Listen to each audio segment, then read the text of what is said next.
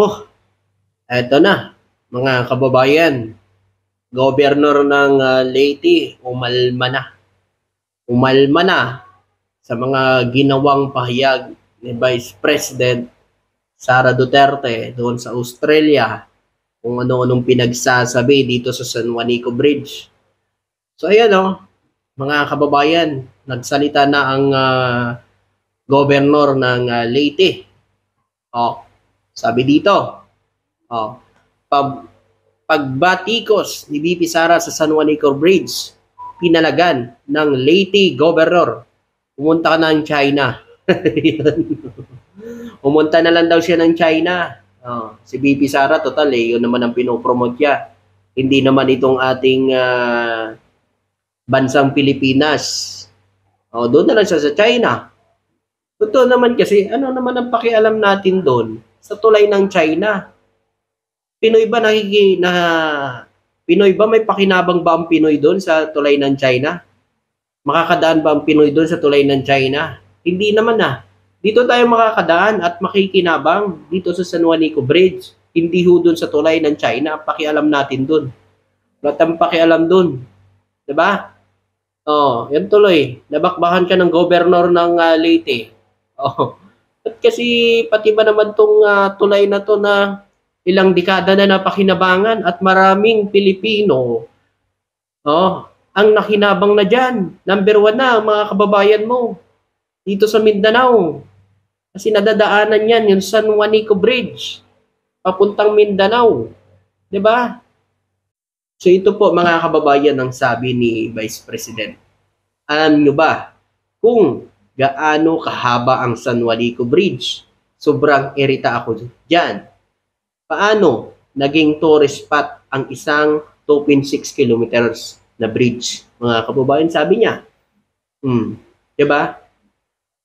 Alam naman natin, dekada na yan. Ilang dekada na yan. So marami ng Pilipino ang nakikinabang dyan. Ang daming Pilipino na mga kababayan mo rin ang dumadaan dyan papuntang Mindanao.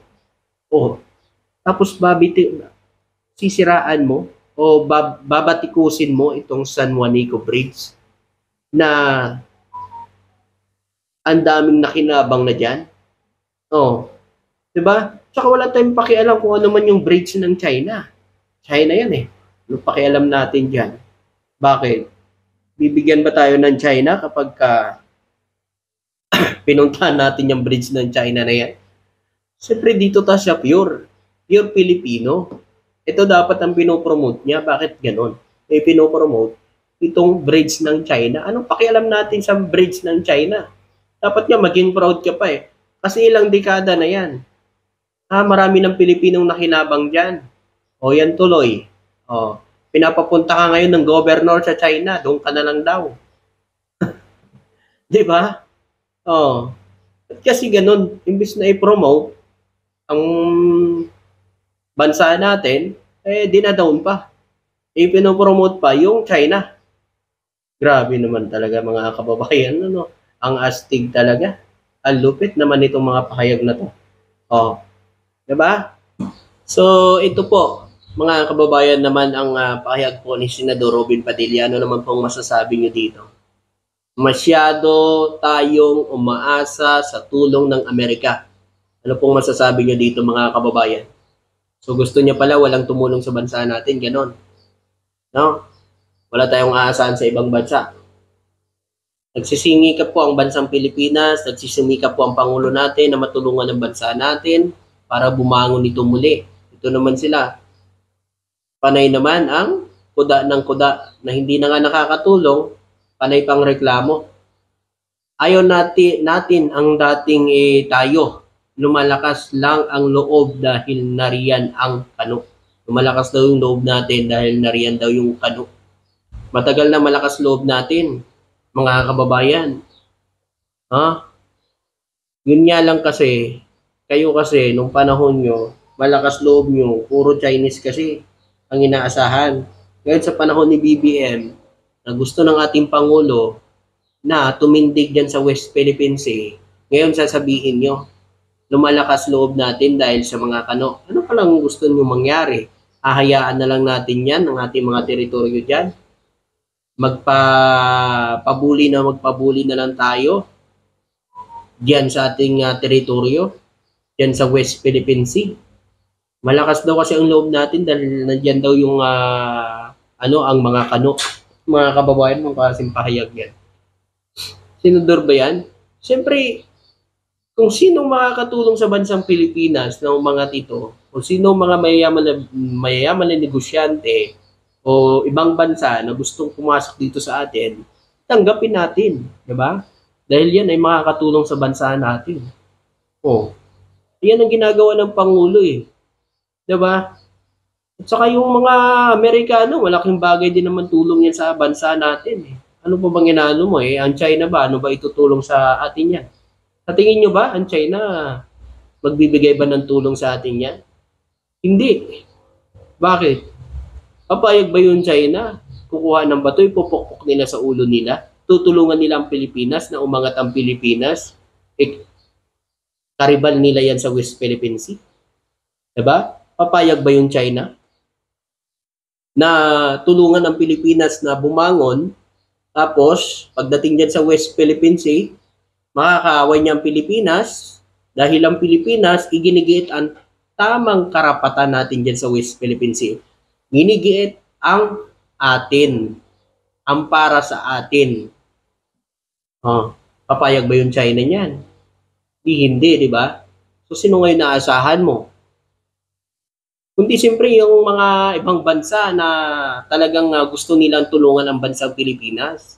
Mas maganda ngayon may tumutulong kaysa sa wala di ba? So kung may tumutulong. Talaga tong si Senador Robin Padilla, magtrabaho ka na lang kasi, tulungan mo na lang ang Pangulo natin, kasi wala Imbes na gumawa kayo ng trabaho nyo, makita nyo sa bayan, nagtatrabaho kayo, ayan. Panay post kayo sa inyong social media, panay kayong reklamo ninyo, wala naman kayo naambag, wala naman kayo natutulong. Magtrabaho ka na lang. Kaysa panay ang batikos mo sa ginagawa ng gobyerno. May natulong ba yan? Angat bang Pilipinas natin yan sa komento mo? Diba? Baka naman kasi dito sa nagagalit mga kababayan, US-Philippines signs Subic-Clark Manila Batangas Railway Agreement.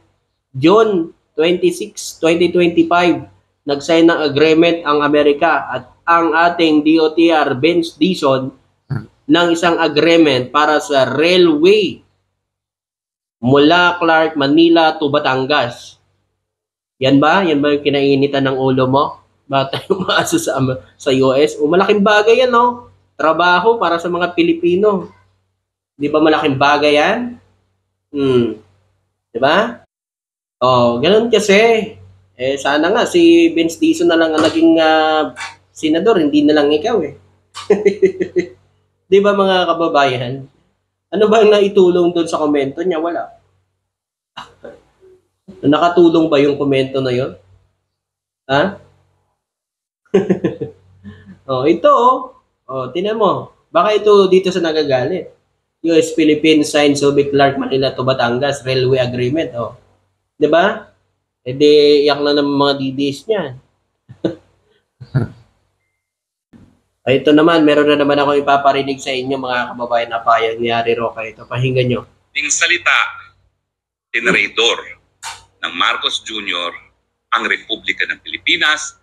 Generador daw ni PBBM na ang Republika ng Pilipinas. Generador daw, sabi ni Harry Roque. Tuloy natin yung sinasabi niya. Napagkilala sa jurisdiksyon ng isang hukumang dayuhan na wala ng karapatan na litisin at kahit sinong Pilipino. Wala din bang karapatan na humingi ng hustisya itong mga nabiktima ng war on drugs na hindi nyo man lang binigyan ng pagkakataon na mabuhay? So wala din ba silang karapatan na magreklamo para madinig ang hustisya sa kanila? Wala din ba silang karapatan na mabuhay? Hindi ba sila Pilipino? Hindi ba sila tao? Alam naman natin, kapag dito nilitis yun, nakalaya na yun. Tuloy natin sinasabi niya. Darating ang araw, mapananalo silang lahat. Naniniwala Darating na daw ang araw na mananagot silang lahat. Kayo lang yun, nanagot kayo dahil sa ginawa niyong mali, ngayon tumatakas ka kasi gusto mong takasan yung mali mo. Ngayon nananagot ka na. Sinisingil ka na ng ginawa nyo. Kaya ngayon, huwag nyo isisi sa administrasyon ang kalukuhan nyo. Kagagawa nyo yan nung panahon nyo. Tuloy. naman po ako na yung mga gawain ng mga kriminal talaga kasama na ni Marcos Sr. Gawain daw ng mga kriminal. Sino bang nakasuhan ngayon ng human right violation? Si BBM ba? ni Tuloy. Marcos Jr. Panandalian siguro, magiging mailap ang katarungan. Pero bilog po ang gulong ng katarungan. Yes, totoo yan. At yan na ho ang nangyayari sa inyo. 'Di ba? Yung sinasabi mo, sa inyo na ho na yan nangyayari yan. Karma na sa inyo yan. Huwag yung isisi sa administrasyon dahil wala tayong nakikitang paglabag sa karapatan pang tao kayo meron nung panahon nyo. Ngayon, huwag yung isisi sa administrasyon. Kayo lang.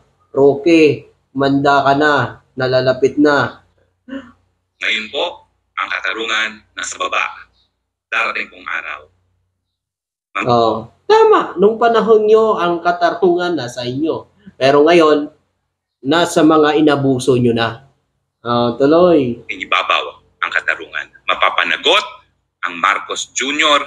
at ang kanilang mga kaalyado dahil dito sa pagtaksil sa soberenya ng bansang Pilipinas. Pagtaksil daw sa soberanya ng Pilipinas. Paano ba naman? Kayo mismo gumawa niyan, hindi ho ang Pangulo. Kagagawa niyan, kaya panagutan nyo, managot kayo sa batas. Kayo gumawa niyan hindi ang Pangulo. Natural lang na managot kayo sa batas. Ngayon, kung siguro naman, kung wala kayong nilabag sa batas, hindi ka ngayon tumatakas. At ngayon, walang kinasuhan at walang nakulong kung hindi naglabag sa batas. Ngayon, anong sasabihin mo na inabuso ni BBM ang soberanya ng Pilipinas? Kayo yun, ginawa nyo kasi yan. Maraming salamat at magandang araw. Thank you.